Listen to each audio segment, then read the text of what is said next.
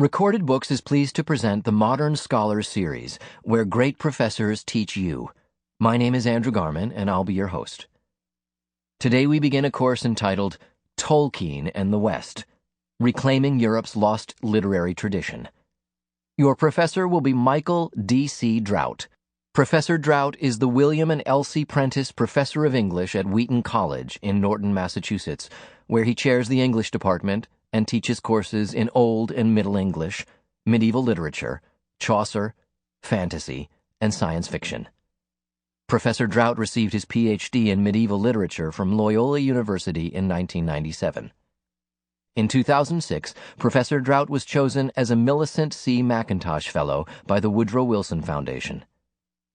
In 2005, he was awarded the Prentice Professorship for Outstanding Teaching. He is the author of J.R.R. Tolkien's Beowulf and the Critics, which won the Mythopoeic Scholarship Award for Inklings Studies for 2003. Drout is also one of the founding editors of the journal Tolkien Studies and is editor of the J.R.R. Tolkien Encyclopedia, published by Routledge in 2006.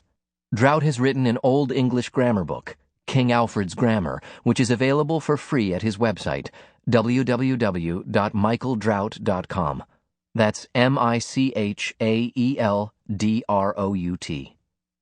There you can also find links to Professor Drout's other Modern Scholar course offerings. And now we begin Tolkien and the West, Reclaiming Europe's Lost Literary Tradition. Lecture 1. Introduction. Tolkien and the West. A man inherited a field in which was an accumulation of old stone, part of an older hall. Of the old stone, some had already been used in building the house in which he actually lived, not far from the old house of his fathers. Of the rest, he took some and built a tower. But his friends coming perceived at once, without troubling to climb the steps, that these stones had formerly belonged to a more ancient building. So they pushed the tower over, with no little labor, in order to look for hidden carvings and inscriptions, or to discover whence the man's distant forefathers had obtained their building material. Some, suspecting a deposit of coal under the soil, began to dig for it, and forgot even the stones.